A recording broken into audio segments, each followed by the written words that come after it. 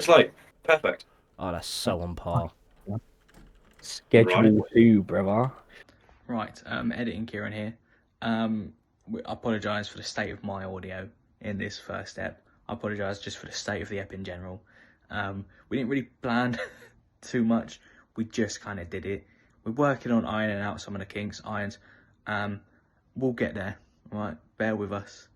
We'll get there. Anyway, enjoy the first ep of the BallBoys podcast. We'll see whether the name sticks. We're still not too sure, but that's what it is for now. Yeah, talk about the England squad and some other shit. Come on, you irons. Come on, you BallBoys. Hello, podcast. I'm Ciaran, or Irons Talk. That's Kyle Appleseed over there. Kyle Appleseed, also known as Bud Lightyear. I have a YouTube channel where I play old video games and just mod stuff at the moment for some fucking reason. But I do play new stuff as well. Oh yeah, James. I'm James, also known as Trinity Plays, streaming on Twitch and will be YouTube at one point. Come hop over and have a look. Yeah, you'll see. Perfect. You'll see on my screen, on the recording, sorry, that my name is backwards. Ignore that. Everyone else is fine. Yeah, we're good. And you just saw me pointing then. It's going to be completely different. I'm pointing at maybe people that don't exist. Yeah, you are Yeah, on mine. on my screen, if you point this way, and James is down. Yeah, I'm done. James is down for me as well. Big up. Loser. Okay, England squad. Oh, is that the intro? Yeah, Woo, this that's is- the intro. This is a controversial topic, I think, at the moment. This. It is indeed. It is indeed. Yeah, there's I've got a few things here. Okay. Just right off the bat, how are we feeling about it? Just out of 10, for Thomas Tuchel's first squad. What are we saying? I'm gonna go like a 6 because I need to see how they play first. Get up. There you are. Yeah, I'm gonna say like a 6 because I need to see how they. I need to see how they play first.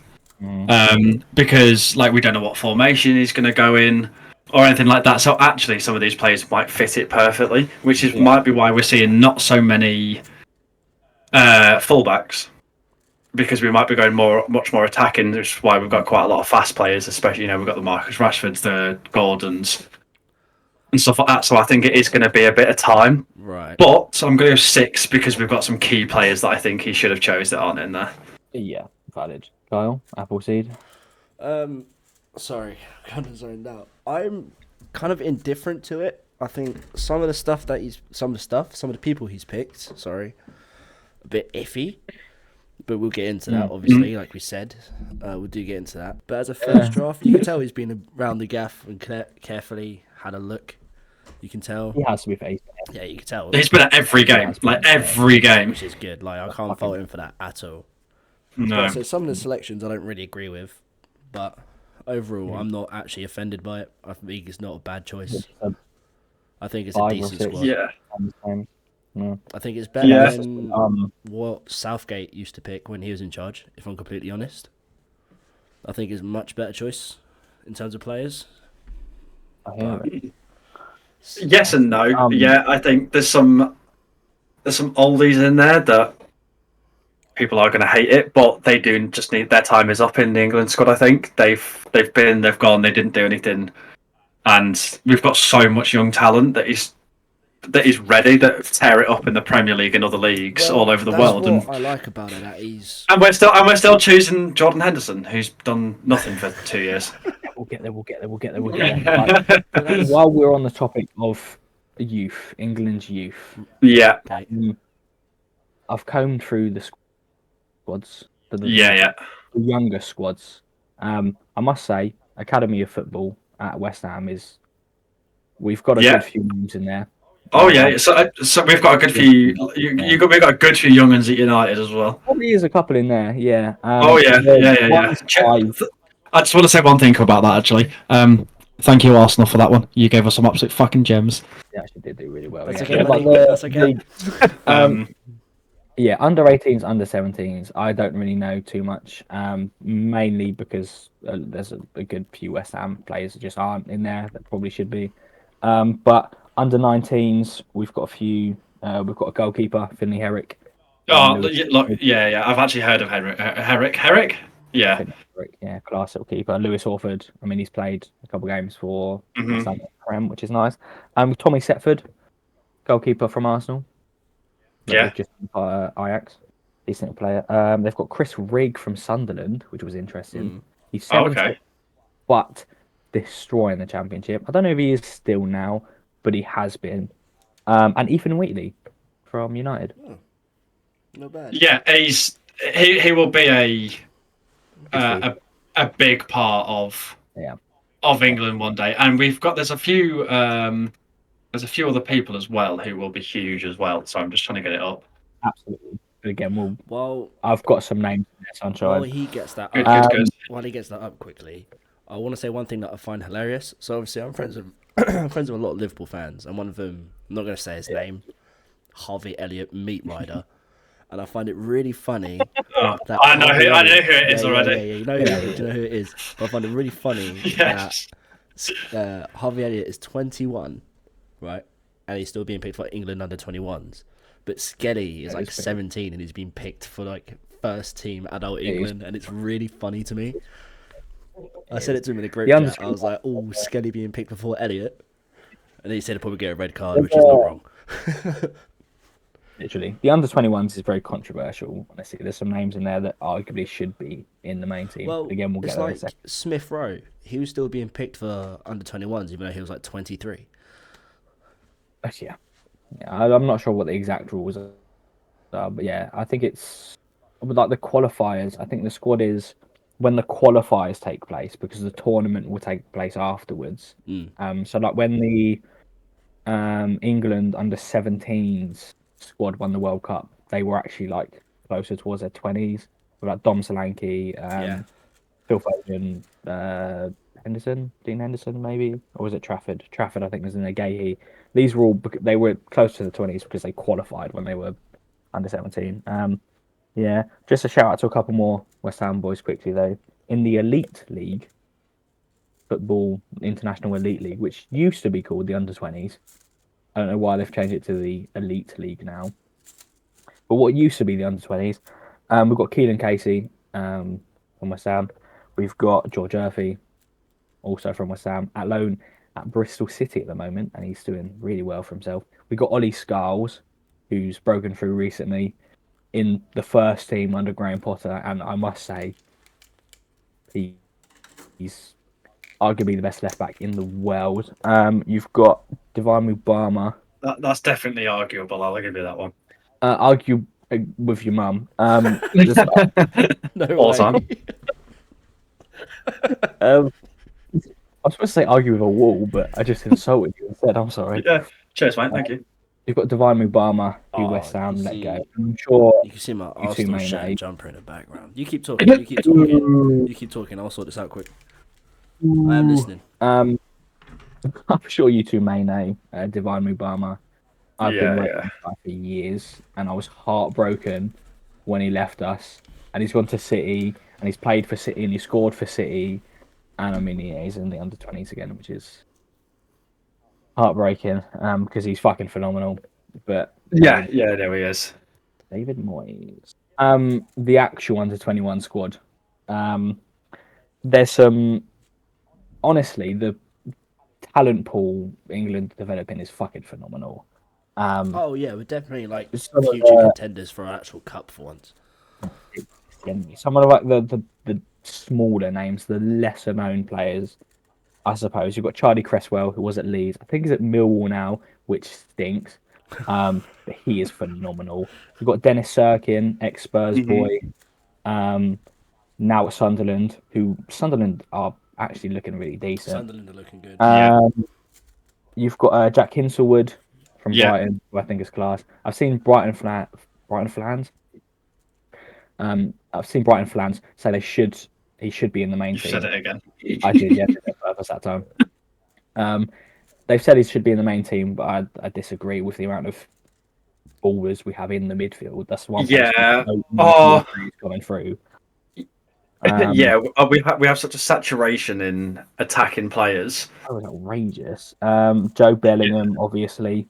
Yeah, so I can't wait to see him and Jude play together in the I'm really excited to see the Bellingham brothers play together. It's going to be You've got Jamie Barner-Gittins at Dortmund. He's been doing really well. I mean, I've seen people say maybe he should be in the first team, but see, I was thinking that myself. I wouldn't be against it at all. When I was like, obviously, for a segment later, when I was looking through it, I was like also debating him, and there was also remember when we had that conversation in the group chat a few weeks ago about Bowen. Yeah, and I mentioned him as well, didn't I? Barner-Gittins was. Yeah, I mentioned him as well. Yeah, he's class. He's class. You've got Amari Hutchinson and Liam Delap. Yeah.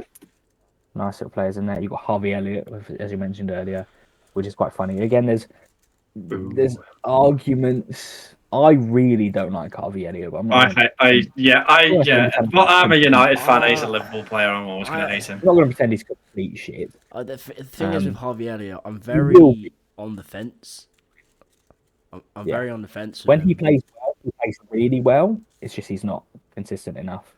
Yeah, I agree. Exactly. And he's a Liverpoolian boy till he dies. Have you seen the new Klopp documentary on Amazon Prime? No, and I'll never watch it. Obviously, I hate Liverpool as much as the next guy because I'm an Arsenal fan. And don't get me started with Liverpool. That famous rivalry. No, it's more than that. You know what I mean. The things about Liverpool, I just hate. But if in it, obviously it's not just really about Klopp. It also shows like into the players' lives as well. One of the players. I know.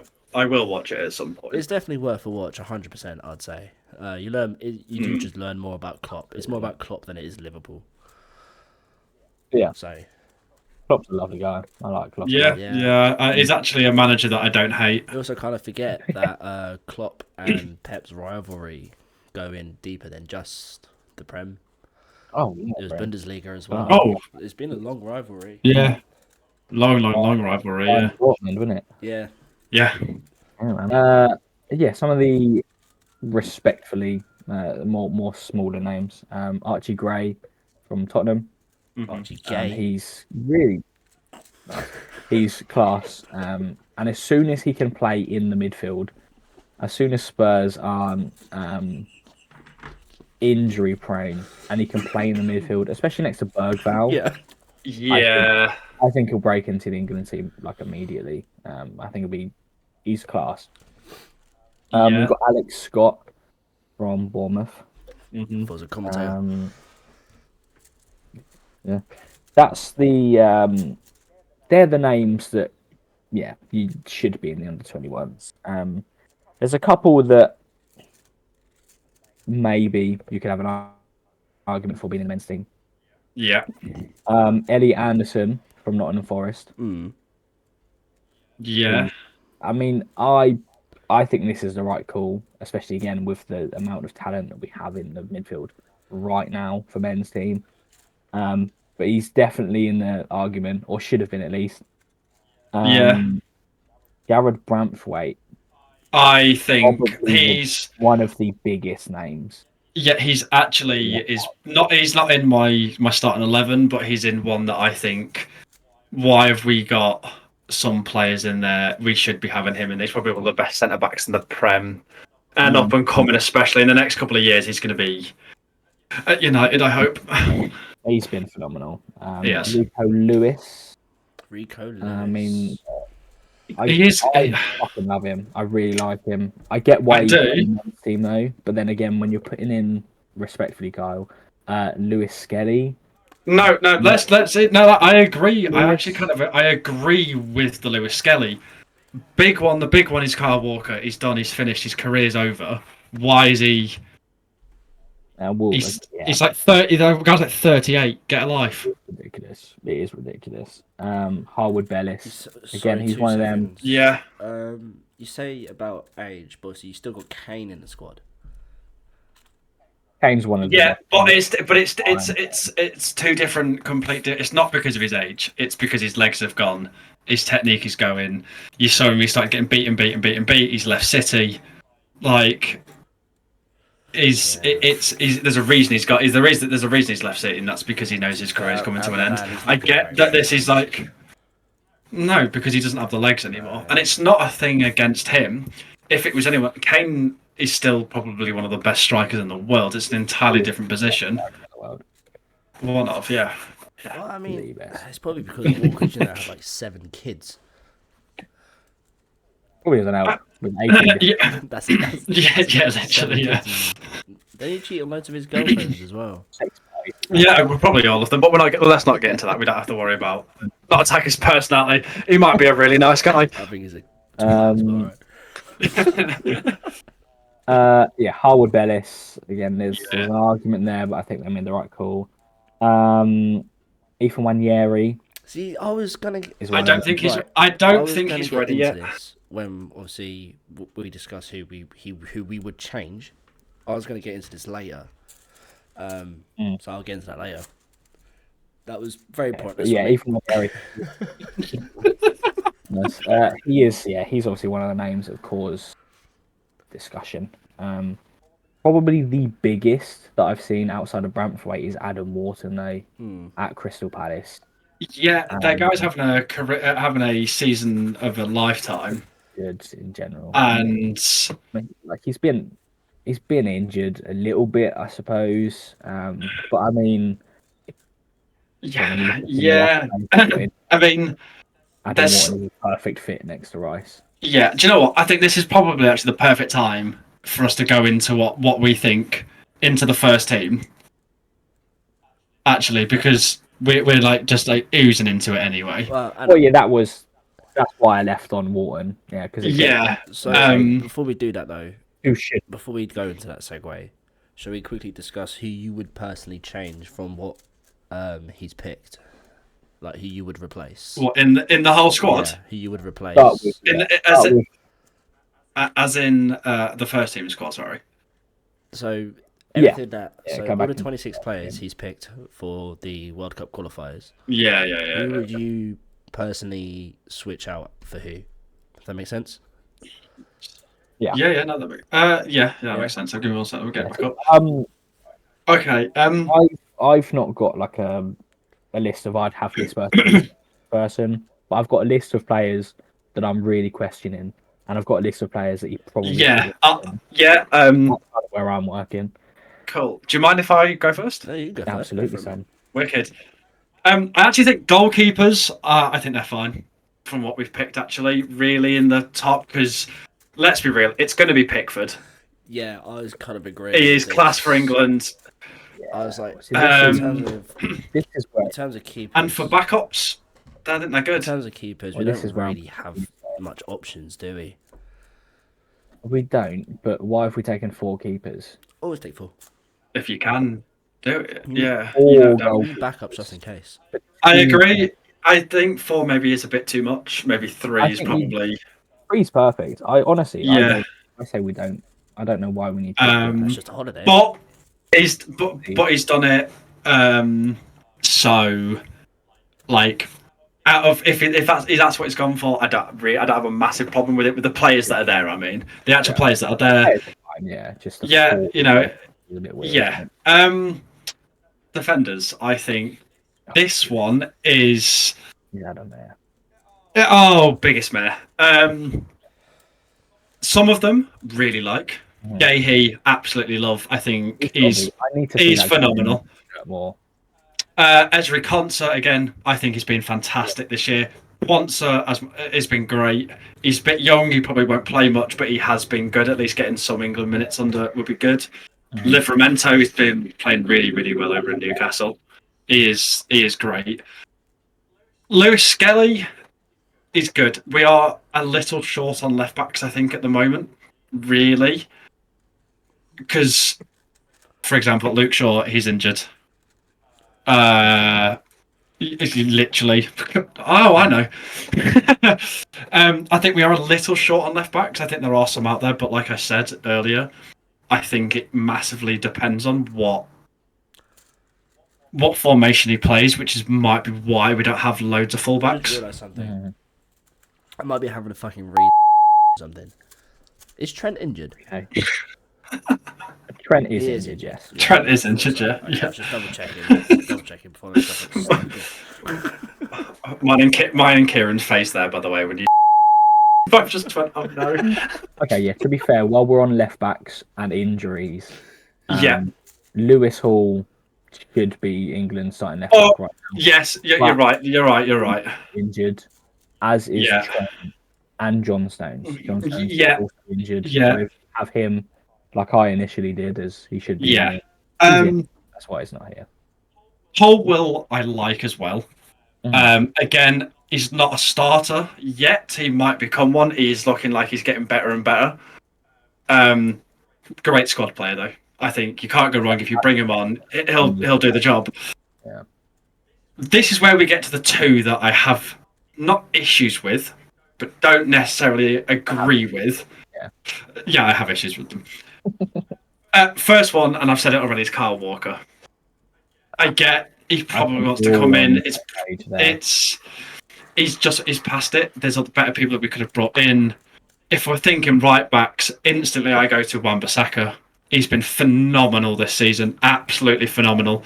I'm happy for him. As a United fan, he didn't fit us. He's gone to West Ham. He's absolutely tearing it up over there. Absolutely love it. Dan Burn, he's just big, and he's just a tall guy. That's all he is. Yeah, Kyle Walker though. While we're on Kyle Walker, Kyle Walker. Because I was obviously baffled, so I'm thinking maybe he's just played loads of games at AC Milan. I've just not realised. No, he's played 6 games. Yeah.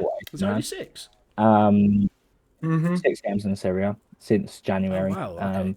He missed 2 games through injury towards the end of Feb, so there is that, I guess.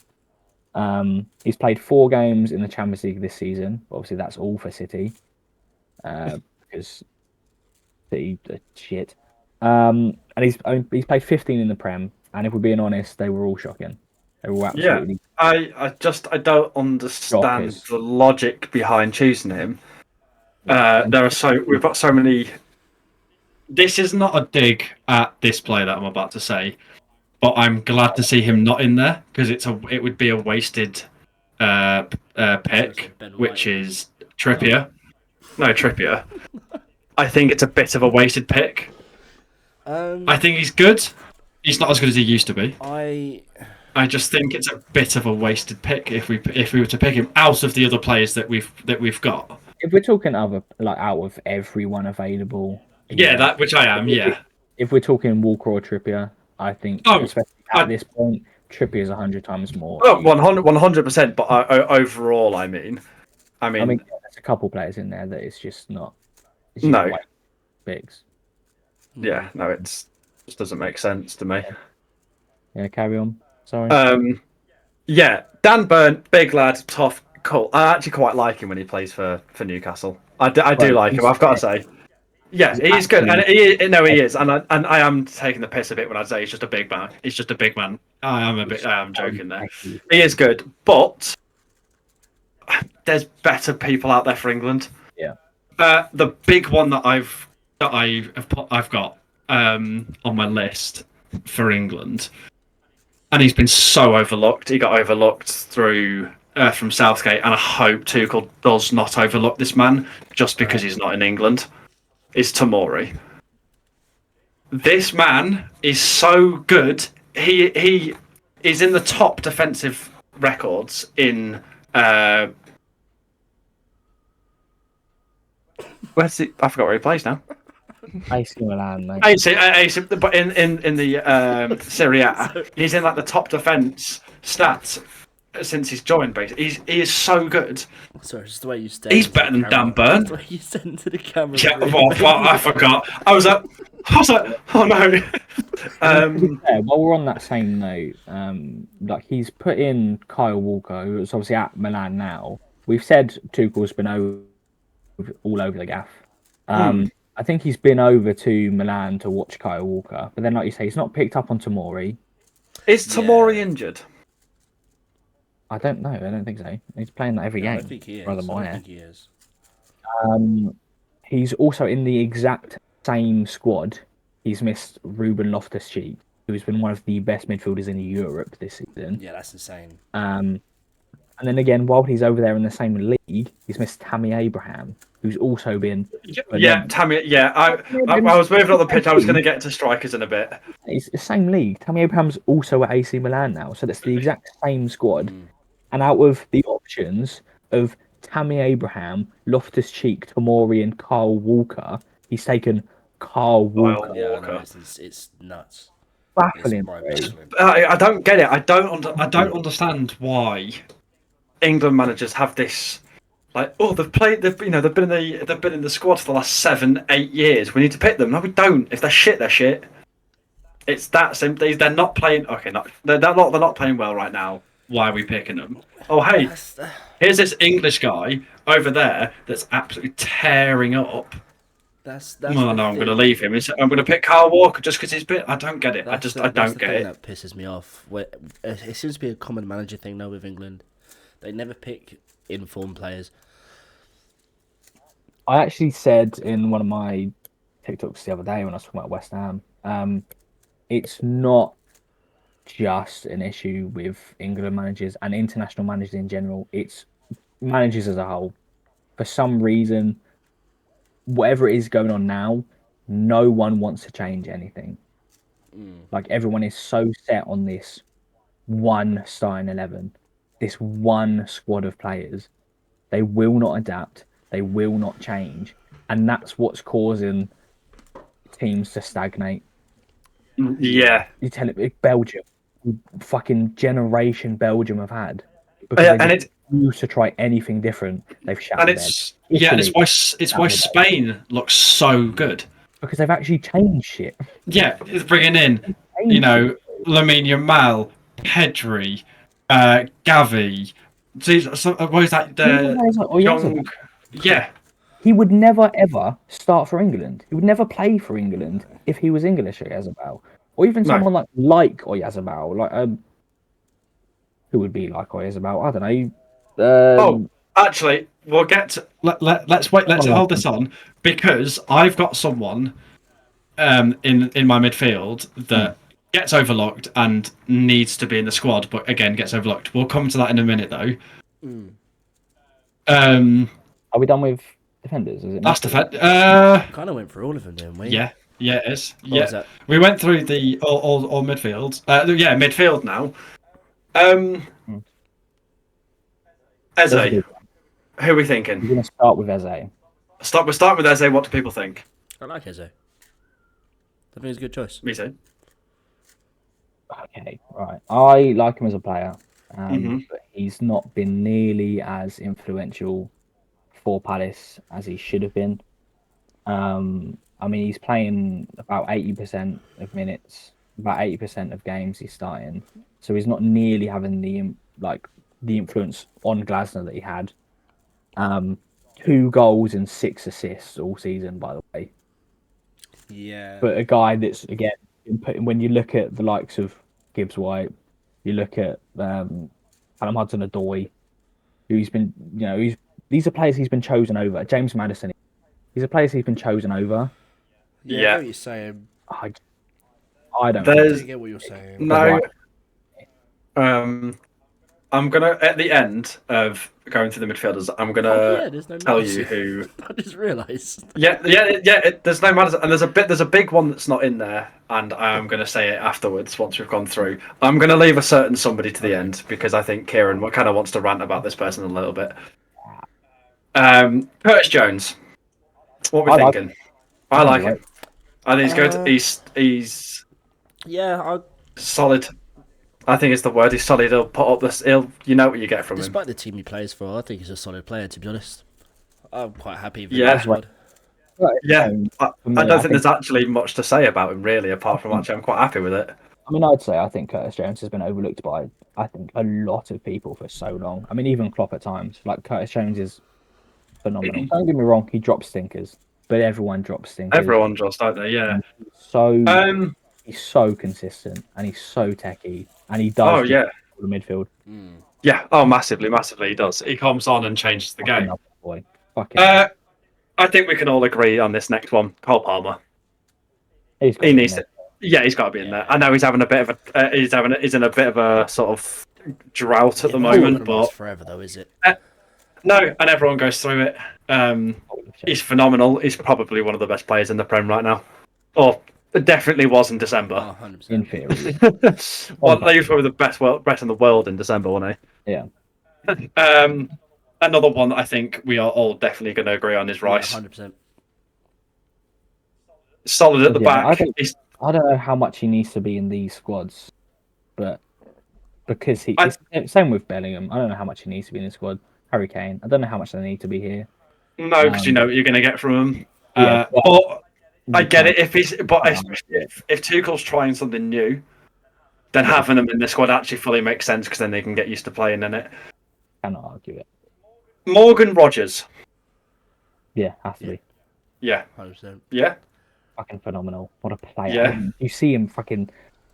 Watch him in the Champions League is ridiculous. Watch him in a game. Oh, he's so good. He's turning players. Oh, it's disgusting. Levels above him. Like it's business. No, yes, yeah. Arsenal, where he ran through like... Sorry to bring up any bad memories. But where he ran through like the entire defence. Like from the halfway through the whole yeah. And got a shot away. Yeah, no, he's disgusting. Yeah, he needs to be in there 100%. Okay. And here, wait, there's one more. Yeah, so I was going to bring up. You can do it, though. You do it. Yeah, you can do it. But the big one, we'll go this way. The big one. We'll call it this one. The elephant in the room. The Saudi dude. Oh, right. Not very nice. My name's Ciaran. It's Jordan Henderson. Jordan Henderson. What the fuck is he thinking? I think that's the only thing I can say is what is he thinking? Right, well, I'm a man that's been on the Jordan Henderson hate train. For when? How long? For years. For years. Yeah. Genuinely years. I mean, if you were to ask, I'm not going to say any names, but if you were to ask certain Liverpool friends of ours, they tell you, I've been questioning that guy's inclusion in England squads for years. Yeah, the main reason I think a lot of people want him in and why he was involved in England squads for so long is the leadership. Oh, fucking leadership. At one point, sure, fair enough, right? Like, yeah. Like 2016, when Rooney's on his way out, John Terry, Cahill on their way out, but fair enough. Right? I'd even go I'd even go 4 or 5 years ago, like 2020, 2021. Even that, I probably could have argued it still then.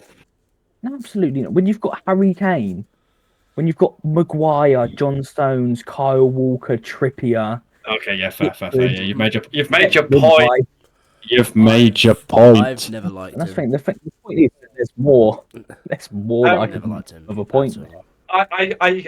I can understand why Liverpool fans love him. He was there so long. He did. The thing is, he did stuff with them. I get when I it. watch him play, he would never do anything special. Whenever I watched him play, I was like, he's. I'm not gonna talk too much about his playing career at Liverpool. Didn't watch him enough. Didn't see enough of him really. Didn't do much to say whatever, you know. But I'll just say I just don't get it. This seniority leadership bollocks needs to stop. Because again, people were missing out. People like Maddison, people like this for him. Sorry, mate, you're washed. Get over it. I mean, he's played games this season. Well, 6 assists, which considering he plays as like a 6 most of the time, it's not a bad return at all. But I mean, outside of where is he in the Eredivisie? Isn't he? Does he play for Ajax still? Yeah. Ajax, yeah. Yeah. I think you'd be hard not to get assists in that team. Who would you replace him with though? Okay, this is what Morton. I've got a shout, and I want to know if any of you have. I want to know if you've thought about it. Right. Yeah. Because I think this man arguably should 100% should be in there over Henderson, and arguably should be in there over Eze. which is Angel Gomez in Lille. I wrote Angel Gomez. I've got Angel Gomez. I've got Angel Gomez. Played when just after Southgate left. He was with Parsley, wasn't he? In Parsley, and teared it up. We did so well to the point where we were looking for next. Yeah, and it got United fans going, shit, do we get this guy back? This guy could do really good. And it's like the moment the tournament ended and everyone went back to the club football, they just forgot about him again. He's so overlooked and has been for years. It's really funny because when I originally wrote down, obviously to replace Henderson was Angel Gomez, I was like, they're going to hate my selection or something, or I'm going to be such a stranger about it. No. But I was not expecting that at all. Yeah, he's class. He's so overlooked. What about him? No, yeah. Okay. Forwards. Wait. Okay. I'm waiting. Finally, just the last point on Jordan Henderson, without going into it, outside of his technical ability, his leadership qualities, whatever you want to call it, reasons he could be called up to the England squad. I'm not going to say it. Again, without going too deep into it, because we all know what I'm talking about. Yeah. His playing career, going over to Saudi Arabia. Terrible mistake. After he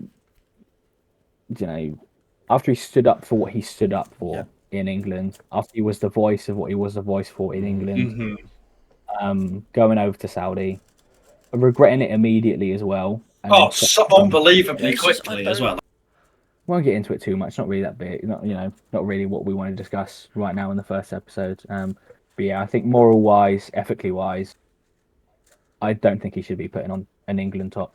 No, I agree. I massively agree. I think he should be. After the whole bleeping section that you guys will see, and we'll come to that. But I agree, he should not wear an England top at all. I don't think he should. No, he doesn't deserve it. No, at all. He's stripped himself off that right, and I'm kind of annoyed Tuchel's picked him, to be honest. Yeah, massively. I think it's such an L on Tuchel's part. It has. And he rarely takes L's. But let's be glad that it is just international friendlies. Technically, it's not. Might be. He might. World Cup qualifiers. Fuck that. I don't know. He's a real competitive game. Yeah, you're right. Yeah, they are. Friendlies, I wouldn't care. At all. No, same. Yeah. Also, I think what is a big controversy, also a thing that we should be talking about, is that he has picked Jude Bellingham as a forward over, and he could have picked him as a midfielder. Yeah, it says midfield. Over on England's site, they've picked him as a forward. On the Sky... It doesn't really matter, but whatever. Sorry, the thing I've got here is Sky Sports, and it says midfielders. Oh yeah, I'm on the England website. If he plays. Yeah. He'll play in kind of like the centre attacking midfield. But okay, I want to get onto the forwards. Yeah, one big name that I think we're all going to mention. I know what fucking name you're going to mention. Ollie Watkins. Oh. Where I don't understand. Is he, bro? To be fair, I get it. I get it, and I don't. There's nothing to get. Watkins. No. Hear me out. Hear me out a second. 14 goals and 11 assists. Yeah, no, I know. Hear me out, brother. As Villa are storming the whole of Europe. It's Ollie Watkins. Yeah, you're right. They picked Solanke over him. Which isn't a bad shout. Isn't a bad shout. He has been doing really well. Kane's got to be in there. He just has to be. And this is where I say I get it, and I do get it, and I don't. We look at the forwards that they've picked. We've got Jude Bellingham, Jared Bowen, Phil Foden, Anthony Gordon, Marcus Rashford, Solanke, and Kane.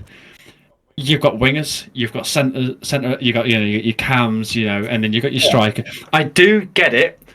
I do think he should have been picked over Solanke, but I also understand because of the way Tuchel plays, Solanke actually could turn out to be a slightly better pick because he's because of how he plays. I'm actually kind of inclined to agree with James on this one.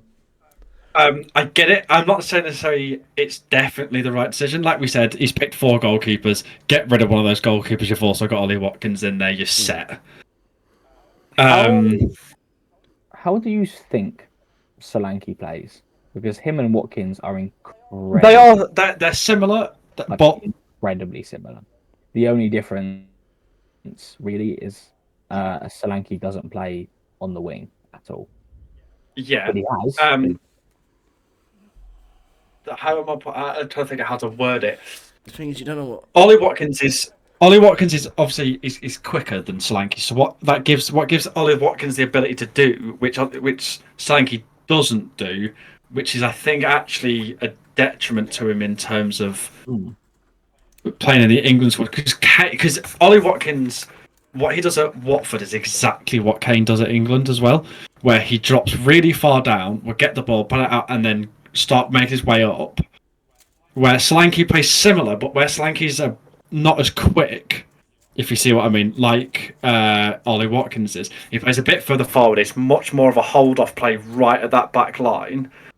and He's a bigger man as well. He's a bigger man and I think than Ollie Watkins. What James is saying here is a very good point, and I think that's why he chose Solanke over Watkins, because he gives a different option to Kane.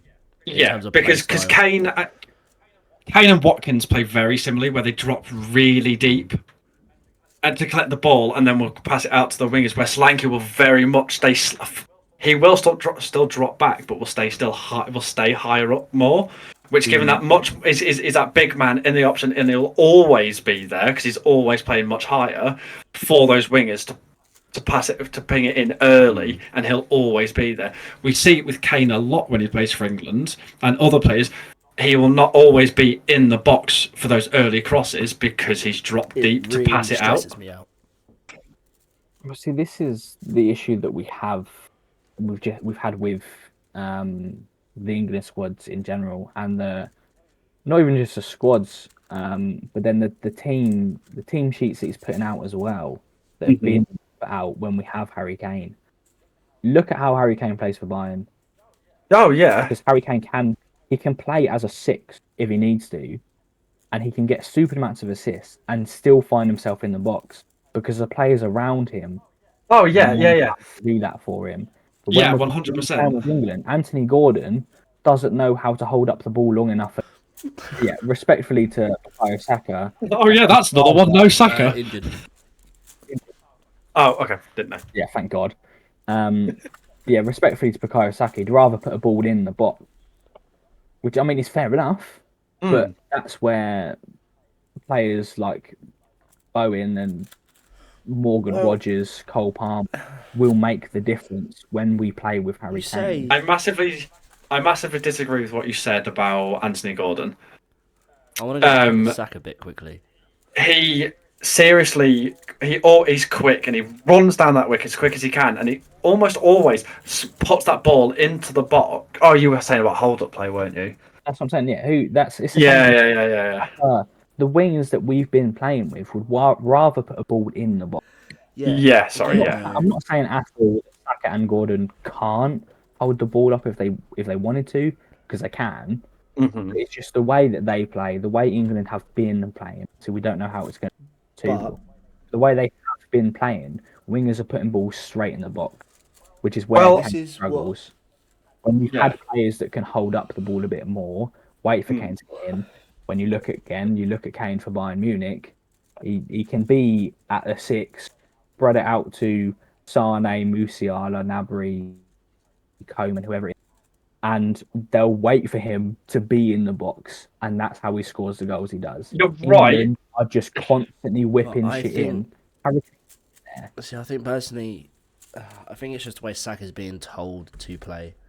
If you tell him say hold it, he will play to Kane's advantages.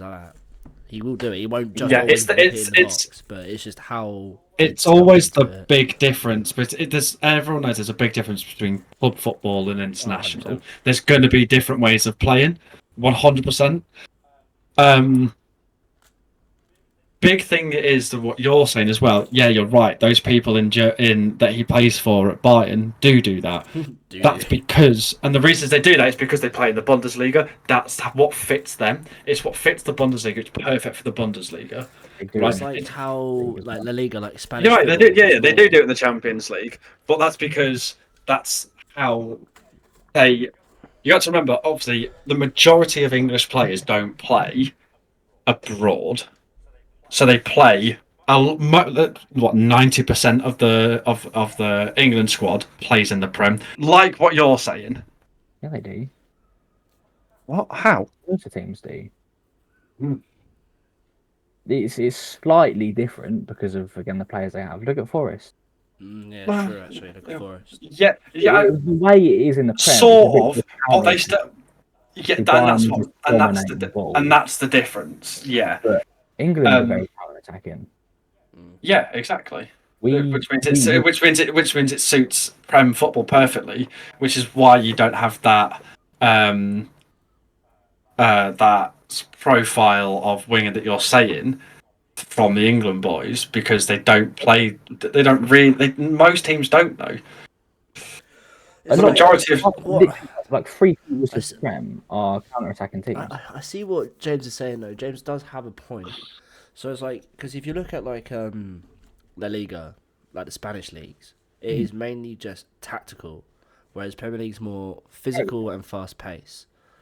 See what I'm saying? So I see what James is saying. James is 100% correct. Yeah, it's those different. It's those different teams do obviously play differently, but majority of teams in the English football are just physical and fast. See, again, that's where I, but when you look at, again, it's obviously the way England's being played could be very different. I mean that too. It's very English football. But what I mean, I want to get on to something really quickly, which could actually trump everything that we're all three of us are saying. Right. Okay. Could be if Tuchel plays anything like he did, like he has in other teams, not necessarily just at Bayern, even what he did at Chelsea, where he basically plays, and I'm going to bring him up, the man, like Ruben Amorim, plays technically 5 at the back. It's not. It's a 3 at the back with attacking wingers that can defend. We can't play it like that now because we don't have the players for it. You basically end up. So what they do is they come back, defend, and then they rush up the moment that ball turns over, and all of a sudden you've got 5 people in attack. Which is why I think we don't have many fullbacks. Which is why we've got the people like Anthony Gordon, who massively gets up and down, up and down, up and down all game. We know that Jared Bowen does exactly the same thing on the opposite side, up, down, up, down, up, down, constantly. You play to try and overwhelm the defenders. That seems to be how you're trying to play. Yeah. Not against. And then because what you have is you have the wingers that bomb up. You've got the central striker, which is why I think actually it will suit Kane and Slanky. Of course, Ollie Watkins can do it as well. I do think he should be in there. It's just I'm just playing devil's advocate and stuff like that. Only issue with that style of play. And it's why we've got Bellingham. Really quick. It's why we've got Bellingham and Foden, because they are perfect in those 2 10s that play behind the striker. Because then you get them going forwards. You've then got the wingers that bomb up the pitch, and then you've got your central striker. All of a sudden, you've got these 5 people that are there ready to kill you. See, that's what I mean. Like, I don't mind that play style at all. Like, I don't mind it at all. My only problem is that obviously everyone bombs it up, and then you're so open defensively. It takes one pass, and we're ruined. Do you see what I mean? Well, no, because you're not left. Because you're looking at it almost as if they bomb it up if you're playing a 4 at the back, which is when you're left then with literally then what you're left with is two centre backs and probably a DM. The difference with this, you've got 3 centre backs, so you're left with 3 centre backs and what would be, for example, like a Rice. You've got your 4, your wingers. The moment it turns over, your wingers bomb it straight back there. So you've got another 2 players, and then everyone starts coming back. When it works well and done properly. It's just very. It works really, really well. It is. But we've got the players for it. This is very hard. This is if he plays like that. And this is the issue that I have a lot with the way that England play and the way England have played. Is, like I said, we don't adapt. We don't use the players that we have well enough. We've got such a set of tactics, but then when we'll come up against like a low block team, we struggle so much to break down low blocks. And why does that happen? When we have players like Bellingham, Palmer, Foden, even Harry Kane as a creative option. We have, did I say Saka? We've got Saka, Anthony Gordon, Jared Bowen. I mean, there's options of Gibbs White, Madison, Hudson-Odoi, and then even someone like Eze. Obviously he's not been fantastic this season. But he's still creative as hell. He's in that squad. We have these options there, and yet we struggle to beat a low block. And then we come up against, it's not even like we struggle to beat a low block, but then teams that are on our level or, slightly above us, we manage to take on well. Because we even shit our pants against them as well. We've been awful. There's no creativity. And the idea of having these quick wingers or wing backs or whatever, in theory, I like it. But again, in reality, when we've got players like Anthony Gordon, do we want to be playing him at left back? He's not playing at left back though. No, this is the big. We want him up the pitch. Saka, we want him up the. But we want him up the pitch. Bowen, you're right. Pitch, but when we're defending, we'd be sat in that five at the back, which would leave Kane or Solanke or Watkins or whoever we end up playing a striker, Bellingham, perhaps at times. They're the only. No, they're not because they're forward. No, but they're not because you have the 210s.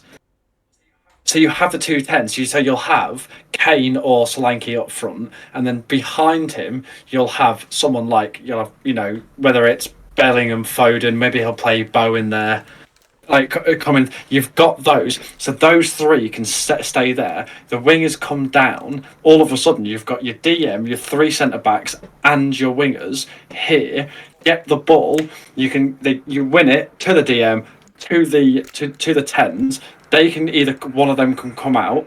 The winger then cuts inside. All of a sudden, you've still got that five darting it up the pitch. I hear it, but it's still that solo output. It's still they'd all have to be in that centre spot. No, because you can't have Bellingham and Foden on either wing. No, they're not on the wings. They're not on the wings. But when we're defending, they're either out wide so Kane can spread it, which means there's that massive gap. No. Or they're all in the triangle with Kane, in which case it's just a solo output. Do you know what I mean? So, say you've got the. I wish I could take my radiator off. I wish I had a whiteboard. That'd be perfect. That would be cool, wouldn't it? Have I got anything that's square and that doesn't have my name on it? Nope. I know what you mean. Come down. You've got the three. Yeah. You'd have the wingers either side. You'd have the 210s and Kane, right? Yeah. The wingers drop back, so then all of a sudden you've got the five across the back, and then your DM. Your 210s are here, Kane's here. The moment, and it's a profile that they have you watch sport and you see it done when Amarin was there, especially, so it done to perfection. The moment that ball is won back, the wingers bomb it straight up, right? So instantly they're on the run, okay? Because you've got three centre backs. They've got people to pass to. It helps the ball playing goalkeeper. They bomb it up. They can then be distributed either to them or to one of the 10s, right? All of a sudden, you're on this big count. You've got this big attack. And it's meant to be. There's no hold-up play for it. It's bam, bam, bam. You're running. Your striker is going as hard as he can, and it's literally for run straight into the box, get the ball in, striker scores. It's that quick. It's that, and that's how Sporting do, and that's how it's supposed to be. But it's not supposed to be. Oh, let's be careful so we don't lose it. It's no, get it, go, bang, and just absolutely fire on them. But the thing with that's.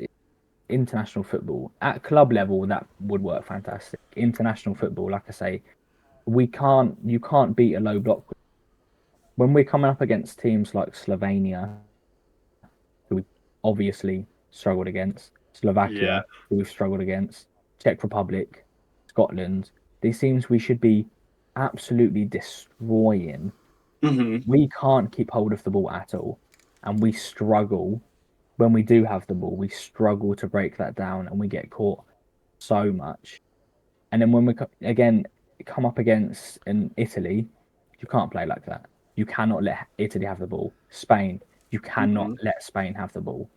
Because you can try to do that counter-attack. Obviously, he's not fit at the moment, but Rodri will just take that ball, play it to Lamine Yamal, and they're through on goal, and they've scored. Next thing you know, you're 4-0 down at half-time. Well, no. It's not. No. And that's it's so difficult to just manage. I see you're almost looking at it, though, as if we're going to put our players into this formation and they're going to turn into babies and go, oh, fucking, I don't know what to play football anymore. They do. No, they don't. They don't. What we've experienced is Southgate only being a good man manager, not an actual head coach. That's what we've seen. Going, do what you look at a lot of players. Where do they go? Harry Kane is obviously class, but there's so many games where he disappears. Phil Foden disappears. See, it's not Bellingham, just me who thinks that. Then, like Kane just fucks off. It doesn't, but that's because we don't. That's because under Southgate we didn't tactically prepare for teams. And that's properly. I say you wouldn't, but he would have. No, I don't think he was because we were doing exactly the same thing against every single opponent. Like Ciaran's saying, we would if a team was attacking us, we'd do much better because we were able to do that. And then the moment we hit a low blocking team, the whole team's like, I don't know what I'm doing. They're a low block. I can't do anything. I'm being surrounded because there's no game plan for a low block team. I think that's where Tuchel will be able to help because he has played in leagues where a low block is much more common. How well did he do at Chelsea against low blocks? Who's he cool? I'm not necessarily. Tuchel actually did quite well against low block teams. He did all right at against Chelsea. low block teams. I think he did quite well. He didn't win the league with Chelsea. No, but he won in Champions League, didn't he? Champions League. Yeah. But the way he played it, he's very good at knockout football. Yeah, but you got to remember as well. It's almost like England's in knockout football. You got to remember as well, though. Saying that he didn't win in Premier League isn't really fair. Yeah, it's not really fair saying that like, oh, but he didn't win a Premier League. It's not really fair to say that because again, no one did for about 6 or 7 years. Do you know what I mean? But that's no one could beat Pep. No one could beat Pep. But he won a Champions League. But Klopp did once. Klopp did once. You look at the low block teams though. Liverpool would destroy a low block. Yeah, that's when they'd win by ridiculous amounts because they would destroy it.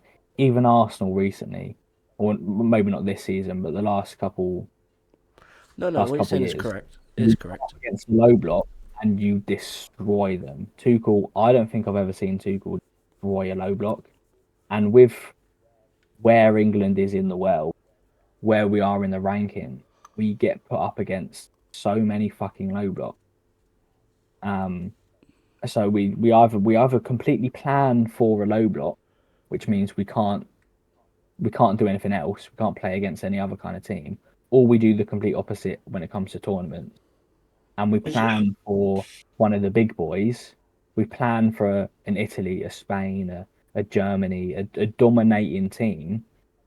And then we come up against a low block like Scotland or the Czech Republic, and we just don't know what we're doing because we plan for. Well, and this is what and I think this is what having a new manager is going to do. I'm not necessarily saying just because it's Tuchel. I think it's more because it's not Southgate.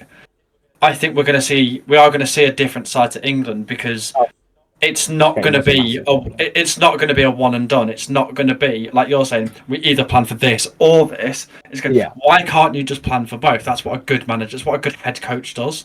A good head coach goes, cool. These are the basics of how this formation is going to run, right? That's what the first thing to do is get your team down to doing the basics of the formation they're going to play. Then it's going. Once you've got that down, you do your set pieces, all of that stuff. Then it's because with at least time who your next opponent's going to be. Yeah, to a degree, yeah. Yeah, to a degree, you've got time. Then you go, cool, we're playing this team. They play a low block. This is how we need to do to defend it. And I think not to defend it, how to beat it. This is what we need to tweak in the already basics that we've got of this formation, how we should be playing. Tweak this, and it'll be easier to, you have to draw them out, and then sort of bounce round them is a kind of a way of putting it. The thing is, as well, like before Tuchel got sacked from Chelsea, and alongside my brother who's a Chelsea fan, he was fuming about it because it did make no sense on why they sacked him. Tuchel was an insane manager. Like he was, I thought personally that he was great, and I wouldn't. I kind of low key at one point I was like, oh, he should be Arsenal, but do you know what I mean? Yeah. So, I have a lot of faith in Tuchel. Actually, to be fair, I'm really glad that he's England manager. Yeah, I said, I'm staying very impartial with it at the moment. I am not against it, not with it.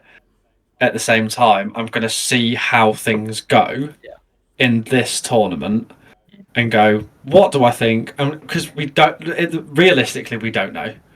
We do not know how he's going to set up. We don't know how he's going to play, what he's going to get the team. We could go into this, and all three of us could all turn around and go, fair play. He's done really well. We're playing really well. We've come up against these low blocks, and we've destroyed them. Tuchel plays really attractive football as well. England will be fun to watch. I think that's what I care about. That's what we've been waiting for. This is where I disagree. This is what I'm probably most worried about under Tuchel. Is it's gonna be boring counter-attacking football. I don't think we'll destroy a team at all. I think it'll be 1-0s, 2-0s, 2-1s. You can, which I mean, win. You can have a fun game to watch, and it might mean even if it is like 1-0 or 2-0. Yeah, but did you watch many Chelsea games under Tuchel? They were not fun. They were. No, I did actually because of Callum. They were. To be honest, no. Do you not remember playing Chelsea under Tuchel? Not really. James, we've had this conversation, James. You and United and Chelsea, the games are always fucking boring. Oh yeah, that's because we were shit and so were they. Yeah, but all of the stupid 0-0s, that was Tuchel. Like, right, we're also shit. Can be entertaining. The score lines are not the be all and end all. Like James said, you have players like Bellingham, Foden, Kane, Trent Alexander-Arnold, Bowen, Saka, Anthony Gordon, fucking Ollie Watkins, Dom Solanke, and then at the back you've even players at the back are exciting to watch. John Stones when he steps into midfield. Harry Maguire when he just decides he wants to become prime. Striker. When he decides he wants to become a striker. Yeah. He's like, I'm going to go then and score a goal. You will not see that under Tuchel. But it is like James said, though. Man United Chelsea has always been just a boring game. It has always been one of those things. It's two teams where it should be a great game. It should be a great game, but it just never has. It got worse under Tuchel somehow. Yeah, of course, but that's just football, isn't it? It was. You get that when you get clashings of tactics. Yeah. There will be a team where you get and they are just boring because they both clash with each other. It happens. There was also games under Tuchel that everyone gone, oh my god, that game was phenomenal. It was just bam, bam, bam, bam, bam because they didn't clash and each team was kind of able to play their football. Yeah, and they were still like I would hate watching them as a Chelsea fan for the most part. I mean, like the Real Madrid games, scary.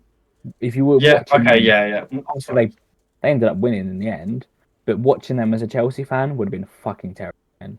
A lot of the United games would have been fucking terrifying. A lot of the Arsenal probably would have been terrifying. Even the Champions League final when they played City and obviously ended up winning it. 1-0 Kai Havertz, that would have been a fucking terrifying game. And if it wasn't for Edison just doing what Edison likes to do sometimes and just lose a game for no reason.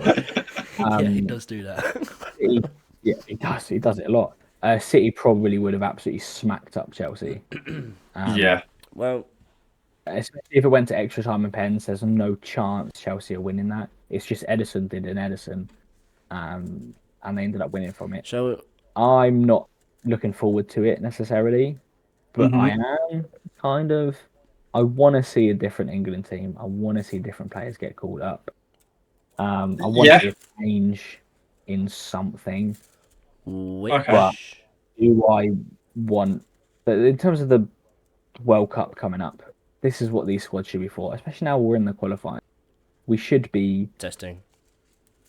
Tuchel should be trying to build a squad, and if his squad, respectfully, Kyle, contains players like Miles Lewis-Skelly, an injury-prone Reece James, no Harry Maguire, no in form players, Kyle Walker, Dan Burn, like I don't know if that's what I'm. I swear you just said you wanted different, and you listed the players that are different, and you said you don't want it. But different. Yes, I want different, but these Skellys. No offense. Why, Lewis Skelly? Why is he? Because he's in form. That's he's why doing amazing in the Prem. not he's had more red cards and he's had good games. Nah, I disagree. Skelly's. Yeah, but that's prime VAR for you, isn't Skelly's it? been great in the Prem. He's. I think. and Yeah. he's also I got think so this is much about him actually. in terms of like personality as well. Yeah, I think this is the perfect segue to move on to. No, it's not. No, it's not. Sorry. I have one more that I wanted to say because this is actually a perfect segue because you talk about Skelly. What about Rashford? Right. Did we speak about Rashford? Oh shit! You even mention that guy. Okay, can. Okay, So yeah, what okay. I'm going to quickly say, James, quickly, sorry. Speaking of Rashford, I would take out Rashford, personally, for 1 year.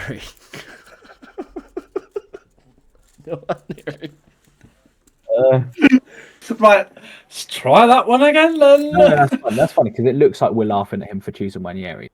Okay, yeah, fair. They're never gonna know what we're really laughing. No. No.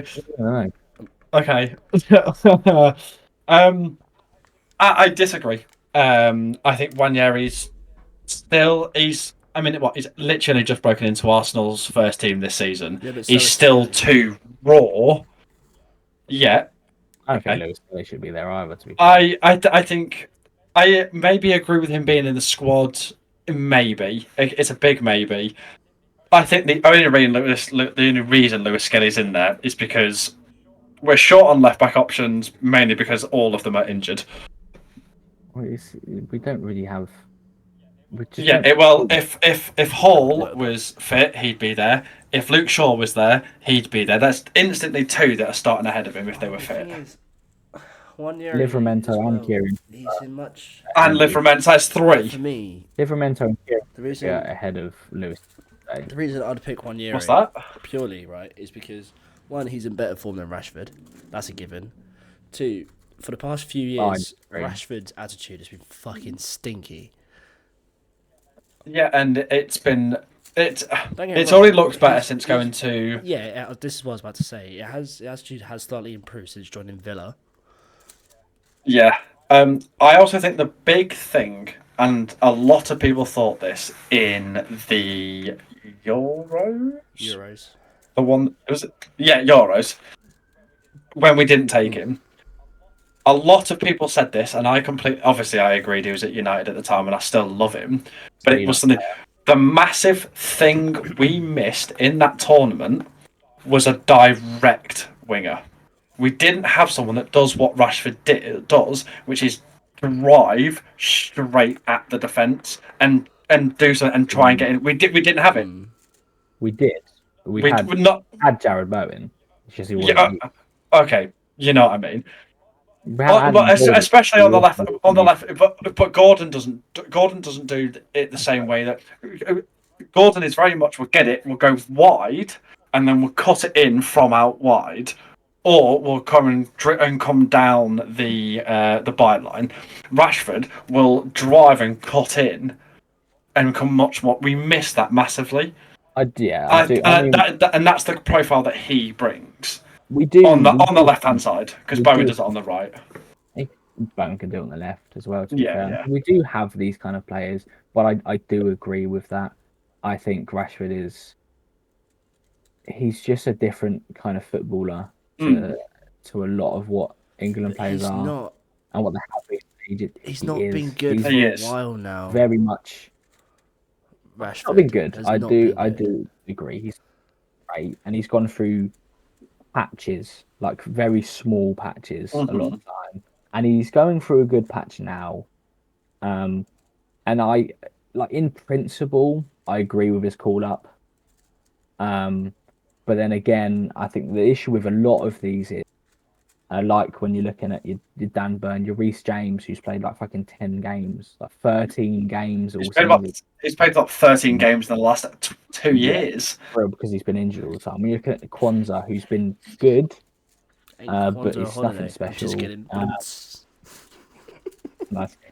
And the idea of like 4 goalkeepers. When you look at the players that have been left out, and I think to be fair, that's where everyone needs to relax a little bit. Is the when we're saying this player should be picked over this player, it doesn't mean that's because the first player is bad or doesn't deserve to be called up.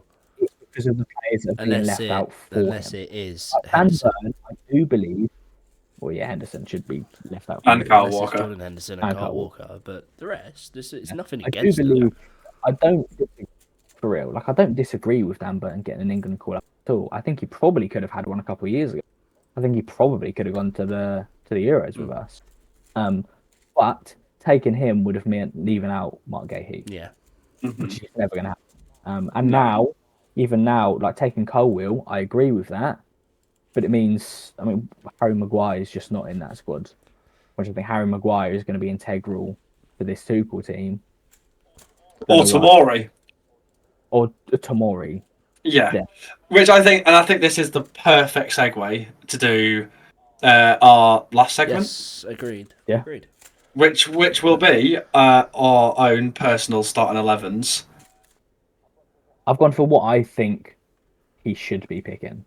And what I want to see from this, what we should be seeing with what formation have you gone for in this? I've gone for like a 4-3-3.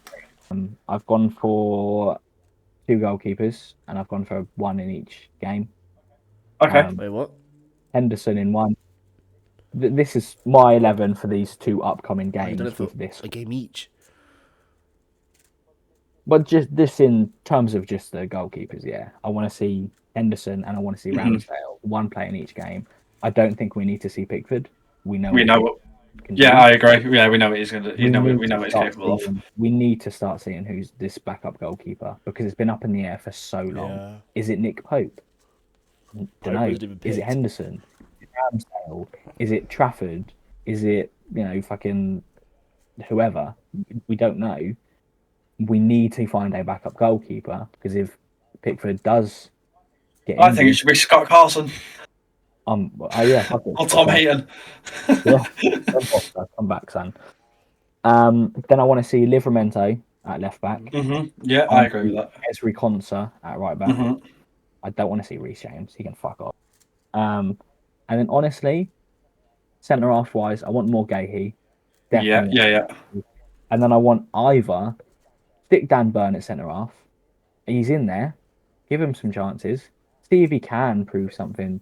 If he can bring something different to that back line. I don't think he will, to be honest, but give him that chance. And I want to see Kwanzaa. I want to see a lot of Kwanzaa. Yeah, I agree. A lot of holidays. Because it's for real.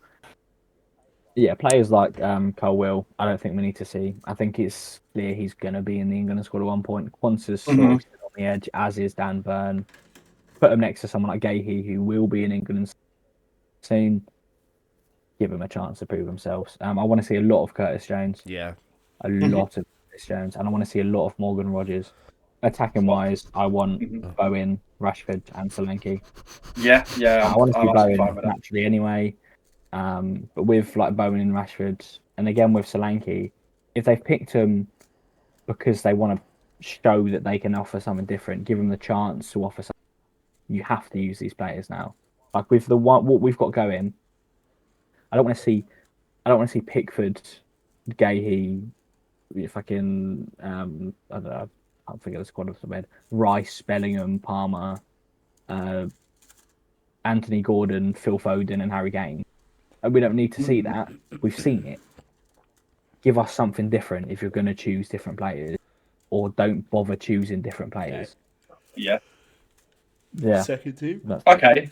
That's where I'm at. Yeah, that makes sense. Right, so left back I've got Skelly, and then centre halves I've got Joe Gomez and Livramento, and then Livermento's that's an interesting one. We'll get that. there. Is yeah. We'll come back to that one. I think. okay, centre half money, Just carry on. We'll come back to it though. and then we've got Trent right back, Okay. and then Yeah, standard. I I guess. didn't tell you what I've gone for. I've gone a 4-4-2 by the way.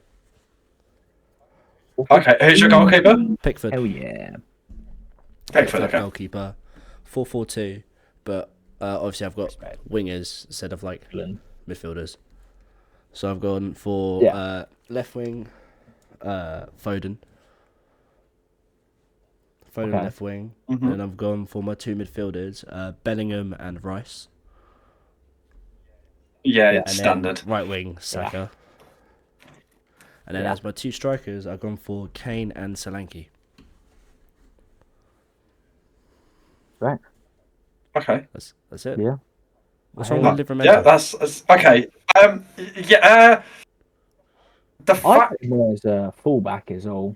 yeah, he's definitely fullback in my eyes, and especially with the centre halves that are available that are much better in centre half than Livramento. I just think it's an interesting pick. Personally, I would have gone with Livramento. In your team that you've picked there, I would have gone with Livramento over Lewis Skelly. That's fair. But I wanted and then had someone else in the centre half. But I do, obviously you're an Arsenal fan. You're going to find some way of getting Lewis Skelly in there. no, non-biased aside. I do. Non-biased aside, I wanted them both in there, and that's the only way I could do it. That's valid. Yeah, you're not putting Lewis centre half, are you? You're not. No, you God can no. put Livramento centre half out of both of them. Yeah, that's fair. One as well, Livramento. He's a big guy. Yeah, he's not small. So I wanted them both in there, and that's the only way I could actually do it. Okay, yeah, I don't hate it, but I do at the same time because, like I said, there's better centre halves to put in there. Okay, so I've gone for same as you, Pickford in goal. Again, like we said, we know what we're going to get out of him as in an England top. Yeah, so I'd put Pickford in goal, right hand side, the man, the myth, the legend, the Spider-Man himself is Wan-Bissaka. I think defensively, what he brings is probably the best defensive right back that we have. And this season with West Ham has looked phenomenal going forward as well. He's looked really, really good. Centre halves, I have gone. This is going to be no surprise. Tomori. Yeah. And Mark Gahey. I think he has to be in there. Yeah. Left back, I know he's injured, but I've put him in anyway because I want him there. Is Hall. Okay. I think is it Lewis Hall? It is Lewis Hall, isn't it? Lewis Hall, yeah. Yeah, and left back I've got Lewis Hall. I think he's probably the best pick that we've got there. He's fantastic. Second to him would be Livramento. But I do think he's probably the best one. I, by the way, as well, have gone for a 4-3-3. Okay, so as like the defensive, as like the DM defensive mid, I've gone for Rice. Solid midfielder. You know what you're going to get from him. He sorts out that low block. Two 10s ish, I guess you could say they are. Obviously, Bellingham as well. I have gone for the 4-3-3 formation. Gone for Bellingham ahead of him. And next to Bellingham, help him with the attack, is Angel Gomez. Higher up the pitch instead of... Yeah, I'd have Rice... So I'd probably stagger them. So you'd have Rice slightly lower down. And then you'd have more kind of like... you'd have Gomez and Bellingham kind of swapping with the play. Who did it at West Ham in your mid? Where they did it really well for a season, where when one attacked, one stayed back, and then they were perfect at doing that. Was it centre mid, Souček and Rice? Yeah, they did it perfectly. When one attacked, one stayed back. I think Bellingham and Angel Gomez would be perfect at that. Yeah. They're both two different players, but they could both do that perfectly together. Right hand side, you're gonna like this one, Ciaran, is Jared Bowen. Wait, Saka who, mate? Tits. I've gone for Bowen on the right hand side just because I like his form. I like his I just like how he plays, to be honest, and I love the man. Yeah. The reasons I've not gone for Saka, and this is going to be a bit controversial, I think especially this season, he's got quite predictable. Hey, Bowen. And I think no, Saka. I know who you meant. Saka's got predictable, especially when he hasn't, and he's not going to have that. We saw it with Arsenal when Odegaard was out. Saka just didn't know what to do apart from cutting in on that left-hand side and shooting. Or just running it to the byline and crossing. I get that he can do both, but he doesn't have that massively. He doesn't have that creative person like Odegaard who's going to constantly sit in that same space every game, all game. I see what you're saying. Which is why that's just my personal opinion. Which is why I've not. I see what you're saying, but at the same time, I think it's down to the way Arteta manages. He's a very systematic manager. You have to play a certain way. Very, and I think that's what. Very possibly. If you give Saka the chance, I think. But we don't know because we don't. We don't know because we don't see it. So you know me, right? Number one, Bukayo Saka, Peter, right? I've never really rated the guy, at least it's not as much highly as everyone else has, especially Arsenal fans. But I do think he's a system player. But like Kyle was saying, I think that's because he's been forced into being a system player. I think, we saw it at the Euros for a little bit, and towards the start of this season as well, when he was just going at players, he was going at defenses, he was skipping past man like it's nobody's business. He was putting in crosses. He was scoring. When he's allowed to just do what he wants to do, he is a really, really good player. It's the same with players like Foden, and I think that's where they're really let down. And Grealish.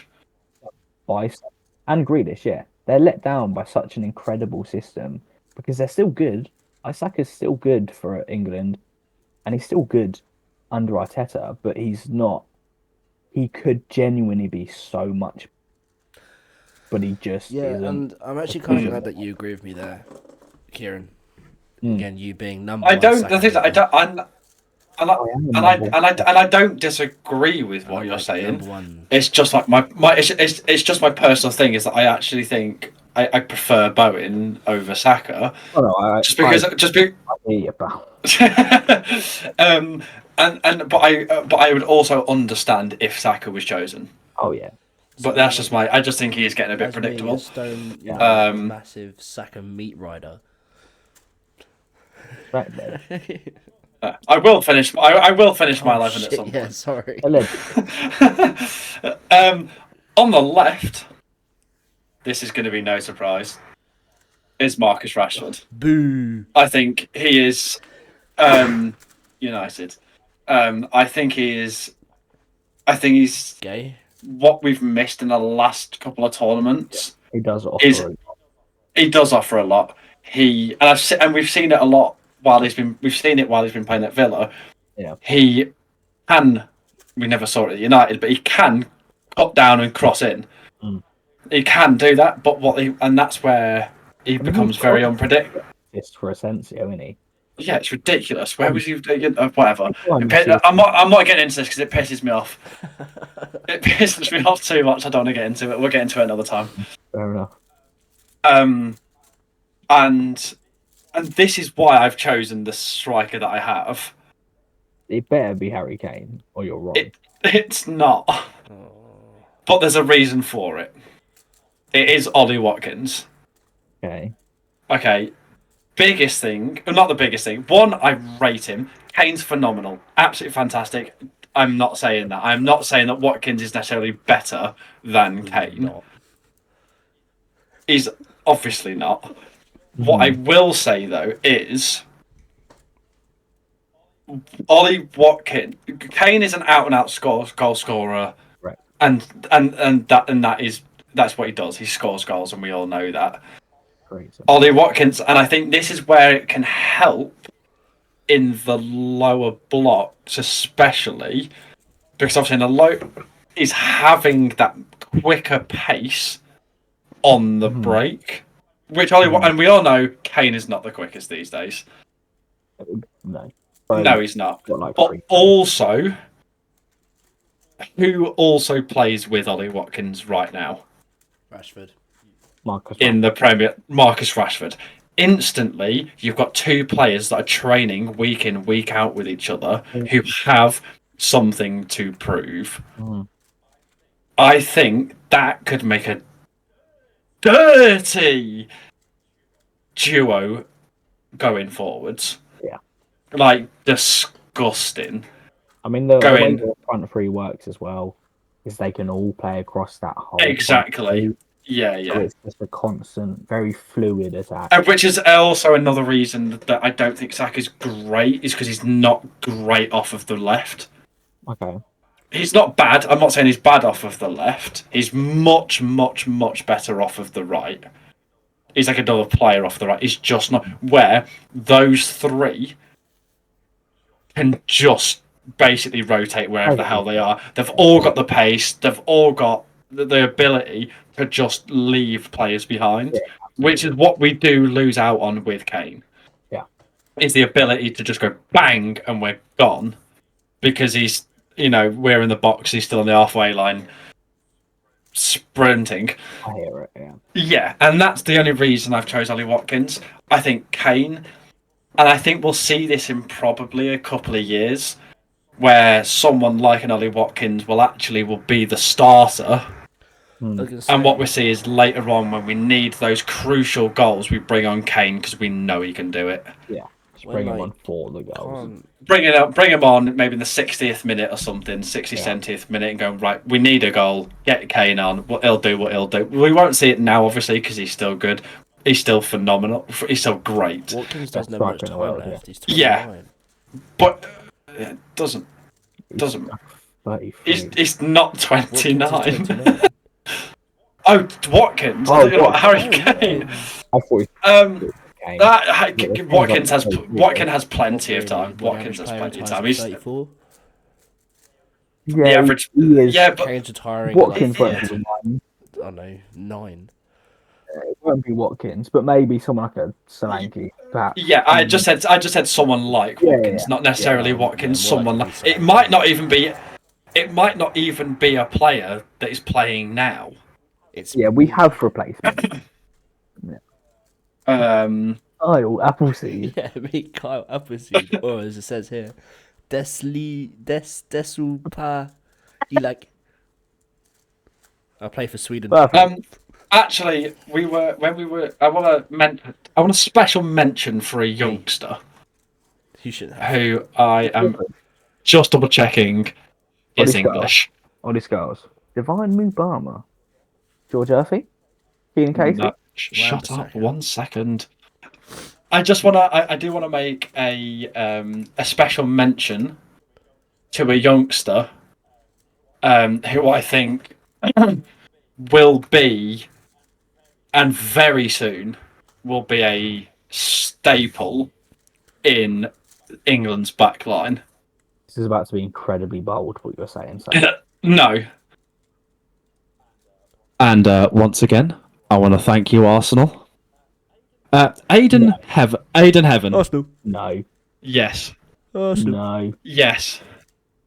I'm with James on this one. I'm Yes. sorry, no. No, you can say no all you want. I am telling you right now, in 4 to 5 years, maybe less, he will be a staple in the back line. In 4 to 5 years. Well, he's 18 now. He Cole will. Yeah, he'll be better than Colwell. That's crazy. He's played one game for years. That's crazy. I'm not. It's not just off of what he's played for the first team at United. It's more than just that. Keelan Pace is better than him. Yeah, well, my mum's better than you, so. Charlie Cresswell. His name's literally. Nowhere, mate. What more do you want? Have you seen him? I've seen your mum. He's not a footballer. I'm sorry, he's not a footballer. I just want to have a little, very, very quick chat about this man. I'm going to stick with man. I was going to call my boy then. That'll sound wrong. This child. Aiden Heaven. We bought him from Arsenal for £1 million. Just $1 million. Bargain. I'm telling you that right now. It is. I don't know why you're shaking your head so much. I don't think he's going to be anything special. Yes, he will. He will be something special. It's not that good, bro. Yes, he is. Absolutely not, man. Okay, you're going to be eating your. You flip this up right now. In 4 years' time, when he's the starting centre back for United, starting centre back in the England squad over anybody in West Ham's squad, because you're a team that no one cares about. Okay, right. I'll tell you what. We'll do an episode. We'll do a whole episode on controversial players. Because yes, we will. Yeah. Mine. I can't believe you just fired. I just can't believe you fired those shots. He can continue to fire when he's begging us for our best players because United are in League 2. yeah, you're funny. You're gonna get relegated. Lower than United at the moment. Yes, they are. It's our worst. It is our worst season ever, and we're higher than them. And it's a good season for them.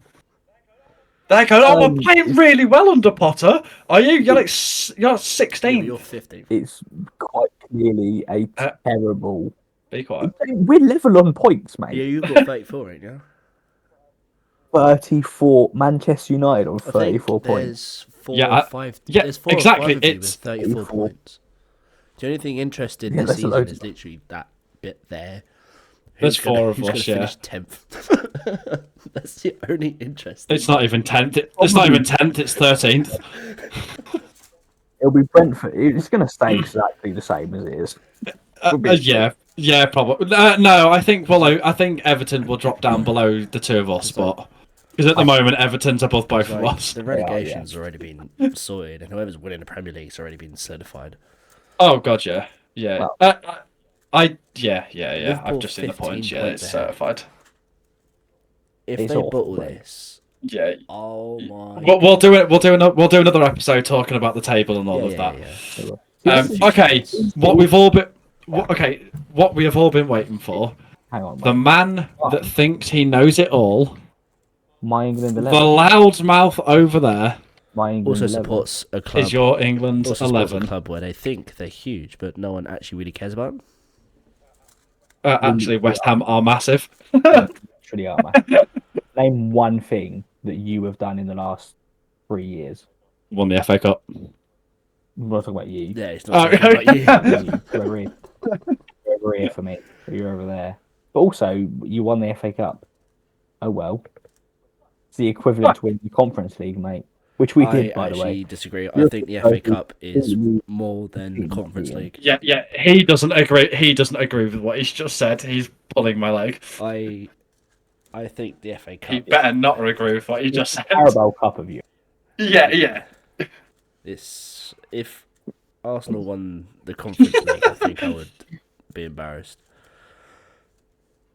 You can't even win Europa League, mate. No. Be happy with Conference League, pal. You're right. Same with you. I don't know why you're laughing. You can't win it either. Yeah, we're going to win it this year. We just battered. Did you not see the game of the day? We actually battered Sociedad. We battered Sociedad. Yes. Do you remember when you lost to Villarreal? We don't want to talk. We were at the pub. We watched that, and that was one of the hurtful nights of my life. Yeah. Fucking De Gea, We're man. getting distracted again. I love that. I love him so much. I think it's time to hear from the big man himself, the man that knows it all, the one in the corner, Ciaran. Let's hear your starting 11. 11. Okay, right, perfect. Well, in net, we've gone for Darren Randolph. No, we haven't, obviously. We've gone for John Pickford. Okay, yeah, standard. I think he just has to be, like I say, until someone else is given the chance to show us anything different, always has to be Pickford. Back four is pretty straightforward. I've gone for Maguire, Stones in the centre half. Still, Okay. I think they're just easily England's best centre back pairing right now. I think Gahey will be in there eventually. I think Tomori could be in there if he was ever given a chance in an England shirt, but Yeah. I don't look like he will be, to be honest. Lewis Hall at left back. Yeah, obviously the same as me. I think outside of him, it is Livramento right now. Obviously, we've got options coming through. I hate Miles Lewis-Skelly, and I'll shit on it a lot, but he is a good prospect. He is. Same with Rico Lewis. Rico Lewis, yeah, as will Ollie Scholes. You've got Trent Alexander-Arnold at right back. Okay, you've not gone for Wan-Bissaka? No, Trent at left back. we haven't. Yeah, Miles Lewis-Skelly at right back. I've got the left and right confused. This man is 26. 27. Fucking hell, you have personal typing like that, did you? No. This man is 34. Yeah, Trent at right back. I think he has to be in the England squad. I think he has to be in the starting 11. He is a phenomenal player. He's one of the weirdest players for me because he's the only world-class player I think I've ever seen or have ever known of. He's world-class as a player, but not in his position. Yeah, it's the weird. But the thing is, he's not a world-class right back. He's not. It's so weird. He's world-class, but not good enough to play right back and not good enough to play in centre mid. I think he probably could play in centre mid when he was. No, but they tried it and it just didn't work. A few games in the Euros did. He was very good. He was okay, but it just didn't quite. But he's not gonna. He's not as good as Rice or Bellingham or other people that we could put in there. That's the midfield. That's the dream. He wasn't as good as he usually is when he's playing that position. But anyway, carry on. You're starting 11. We'll get through this. In the midfield, we've gone for Rice, obviously. Obviously. I've gone for now. I've gone Adam Wharton. Okay. Yeah, I don't hate it. Yeah, but I mean, that's the kind of player that it's that area, isn't it? The one next to Rice. That's the one that's so much up for debate. You could put Angel Gomez in there. What formation are you going for? Yeah. I've gone for a 4-3-3. Okay. Yes, 4-3-3. Yeah, you could go Angel Gomez in there. You could Kobe Mainu eventually. Yeah, Kobe Mainu is. I was really and ahhing about putting him in there. I think he needs maybe another year or so of playing just to. We forget he's still what 18, 19. He's still so young. Very young. And he still needs a couple of years to mature in certain aspects. So in some aspects of the game, he's more mature than people we've got in there now. Yeah, no, for real. But there's just a couple of places he just needs to improve, and I think he is one that I don't think any of us will disagree on. I think will be a staple in the England squad for a long time. In this squad, yeah, that's it. This is that position next to Rice. That is, obviously, it was Calvin Phillips. Oh, yes, Kyle. I was listening, but who is it again? Sorry, Kobe Mainu. Right, I was listening. Thanks. Just want to double check. Okay, was that it? That was so helpful. I think it's that one next to us, and then probably left wing. They're the two that are the most for debate in general. And it's not even like because we've got a lack of players there. It's just when we have so many staples in the team, so many positions pick themselves for the most part. It's them two that don't. We then have to find balance. Where, Mm-hmm. but yeah, that's what I've gone there. I've also put down the option of putting Stones next to Rice. I don't hate it. Who would you have in the? Who would you have in centre half if he was there? Probably Gahey next. Probably to Gahey. Okay, yeah. Obviously, Tomori could also be there. I mean, Yeah. Wan-Bissaka, you could put Wan-Bissaka. You could. Cole Will even. You know what I mean? There are options there. Little, just a quick thing. A little, I can't remember what the word is, but a little thing. If we were to play three at the back, I would really like to see Wan-Bissaka as the right-sided centre back. Yeah. I think he'd be perfect for it. Yeah. I love that was all. In a three at the back, I love having fullbacks as the two wide centre halves. It depends on the fullback, but yeah. I don't think you can do both. I think it has to be like it has to be one or the other. Here and then a fullback there. Two centre halves here, fullback there. Yeah. But I love it. Yeah. All right. So who have you gone for in your front three then? We've still got a man in midfield. Oh, surely it's Bellingham. It is Bellingham. Yeah. Okay. I just assumed you'd already said him. Very specifically, I have him just behind Kane. Yeah. In that shadow striker almost. Yeah, that's exactly how I want him. So that when Kane does drop, Bellingham can go forward, and when Bellingham drops, Kane can stay forward. So the way I've done it is instead of having this fluid front three like you've got, James, I've got the fluid front two. Yeah, okay, that makes sense. Yeah, the best out of Bellingham and Kane without sacrificing any of their qualities. Makes sense. Yeah. And then this is where you were talking about earlier, James, and it was. I stayed very silent on it. I've gone for Bowen on the right. Yeah. I've got Saka on the left. Oh, okay. I noticed you were quiet for this. Neither did I. Number one Saka hater. I am number one Saka hater, yeah.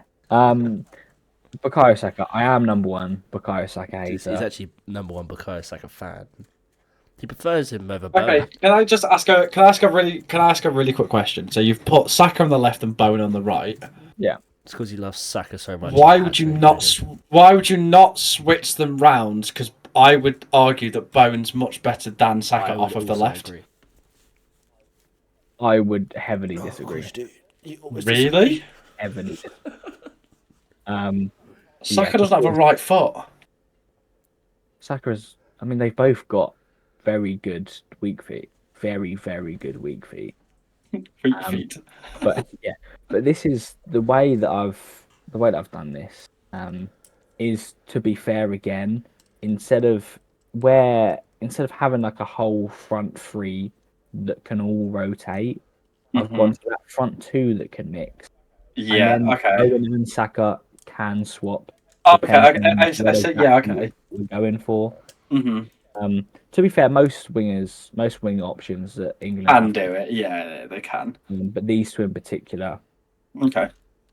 Because for me, I think Bowen, just in terms of his attacking threat, his drive, his solo attacking threat, I think he has to be on the right, so he can cut in and shoot.